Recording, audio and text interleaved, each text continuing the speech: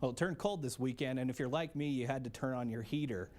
Well, you could be releasing a deadly gas into your home. 11 News reporter Aubrey Jones shows us how to protect ourselves from carbon monoxide poisoning and still stay warm this winter. Home carbon monoxide poisoning is more common in the winter because everyone's trying to warm up. The problem is the symptoms are so similar to the flu and you can't smell it. A lot of people aren't detecting it until it's too late.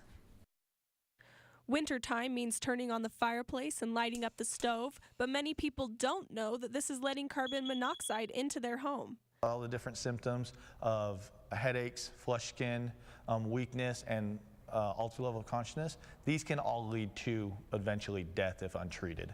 Most appliances are safe if used properly, but heating and air technicians say it's important to take care of your gas appliances because even a little bit of dust could cause overheating and lead to carbon monoxide poisoning.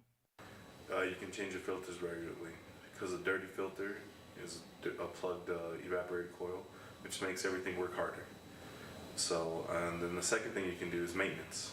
That's the thing that we do. Carbon monoxide can slowly suffocate you, but a few simple steps could protect your family. The fire department recommends putting carbon monoxide detectors around your home to warn your family if the poison is in the air. I'd have multiple. I'd have at a minimum at least one per floor, and I'd also put them close to your furnace and close to your sleeping areas because that's where you really want to know. You can find carbon monoxide detectors in most hardware stores. Officials say early detection could be the difference between life and death. If you think you're suffering from carbon monoxide poisoning, the fire department says to get out of your house immediately and call 911. Thanks, Aubrey.